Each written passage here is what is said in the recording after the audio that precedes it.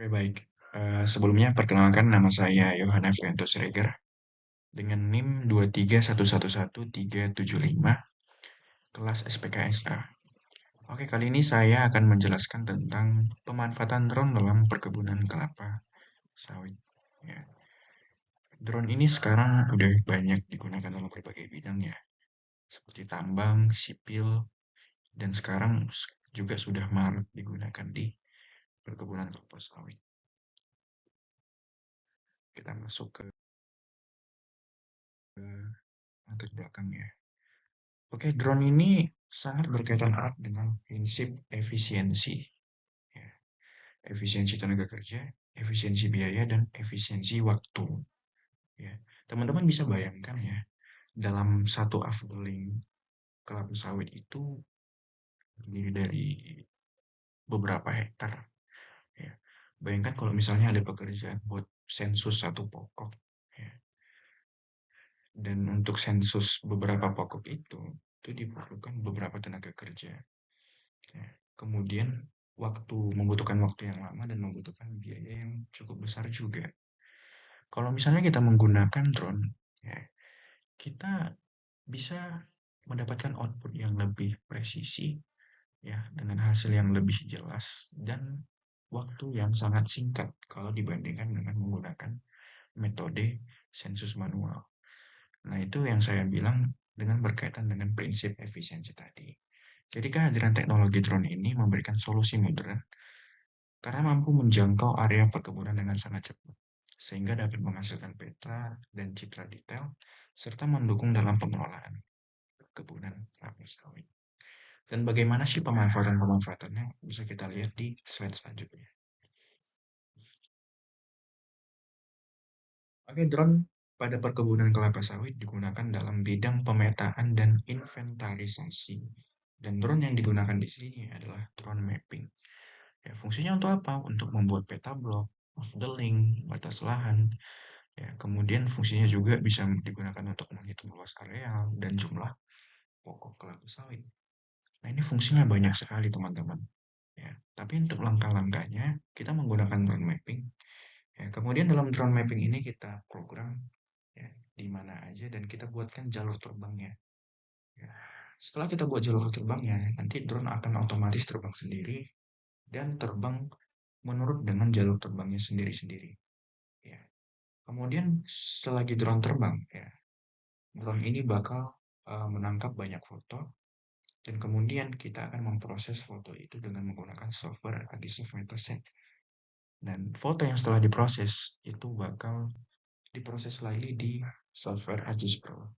Dan di situ kita bisa menghasilkan output berupa peta. Ya. Dari peta ini bisa kita gunakan untuk analisa lebih lanjut ya, seperti analisa topografi, analisa erosi, analisa kandungan mineral tanah atau dan lain-lain. Dan itu sangat berguna sekali dalam perkebunan kelapa sawit. Ya. Kemudian kita bisa menghitung SPH-nya juga ya, menghitung luas arealnya juga ya. Dan ini sangat berkaitan dengan pengambilan keputusan tentang budgeting ya. Contoh misalnya kalau kita dalam pemupukan, dalam menentukan dosis pemupukan, kita kan perlu tahu dulu data SPH-nya berapa, kemudian data luasannya berapa, dan itu bisa kita alokasikan untuk dana budgeting. Itu sangat berguna sekali. Ya, itu sedikit penjelasan tentang pemetaan dan inventarisasi. Kemudian kita lanjut ke monitoring kesehatan tanaman. Ya, untuk memonitoring kesehatan tanaman, kita menggunakan drone multispektral dengan metode NDVI atau Normalized Difference Vegetation Index. Yang dimana di sini indeks untuk menganalisa kesehatan tanamannya adalah nilai NIR-nya. Kamera multispektral itu memiliki 5 lensa, ada red, ada green, ada blue, ada near, dan ada red edge. Ya. Dan untuk menganalisa kesehatan tanaman kita menggunakan cahaya NIR atau gelombang cahaya NIR. Ya. Kita tahu ya, tanaman dalam berfotosintesis itu menggunakan cahaya sebagai bahan energinya. Ya. Tapi nggak semua gelombang cahaya itu dapat diterima oleh tanaman. Ada yang diterima dan ada yang dipantulkan. Ya. Untuk penerimaan gelombang cahaya itu ada kisarannya, ada intervalnya, yaitu antara 400 nanometer sampai 700 nanometer. Yang dimana red, green, blue itu termasuk ke dalam cahaya yang diserap dalam tanaman. Tapi NIR itu dipantulkan oleh tanaman karena dia melebihi 700 nanometer. Ya. Oleh karena itu, salah satu parameter yang digunakan untuk menganalisa kesehatan tanaman itu adalah seberapa tinggi tanaman tersebut bisa memantulkan NIR. Ya. Ibarat kayak cermin ya, kalau cermin kalau misalnya dia bagus, pasti dia semakin bagus memantulkan cahaya. Kalau misalnya cerminnya udah rusak, udah retak-retak, pasti dia nggak bagus dalam memantulkan cahaya. Ya, begitu juga dengan tanaman. Kalau misalnya tanaman itu dalam posisi sehat, pasti dia memantulkan NIR dengan baik. Kalau misalnya tanaman itu dalam keadaan yang nggak sehat, pasti dia memantulkan NIR dengan tidak baik. Ya, maka ada intervalnya juga dalam menentukan seberapa banyak NIR yang dipantulkan, yaitu antara -1 dengan 1. Kalau dia semakin mendekati 1 bahwa maka kesimpulannya adalah tanaman terindikasi sehat dan sebaliknya. Dan ini output yang bisa kita gunakan, output yang bisa kita hasilkan adalah peta NDVI atau peta analisa kesehatan tanaman dengan menggunakan metode NDVI. Dan ini bisa mendeteksi adanya serangan hama, penyakit, atau stres pada tanaman, atau mungkin ada penyakit-penyakit abiotik seperti kekurangan hara. Dan ini bisa kita analisa lebih lanjut ya, dengan menggunakan teknologi drone. Oke, kemudian lanjut ke drone sprayer. Ternyata drone juga bisa berfungsi untuk sebagai sprayer ya, sebagai penyemprot.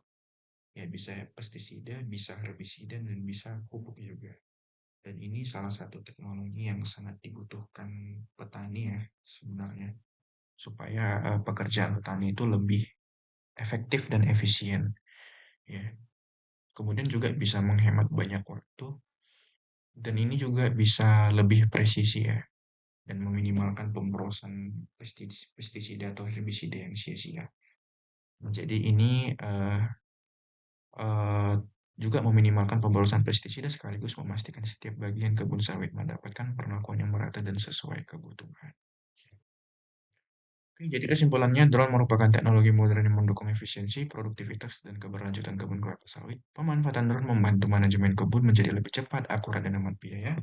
Dan integrasi drone dengan SIG dan AI akan meningkatkan pengelolaan perkebunan di masa depan. Oke, sekian dari presentasi saya ucapkan dan saya akhiri. Terima kasih.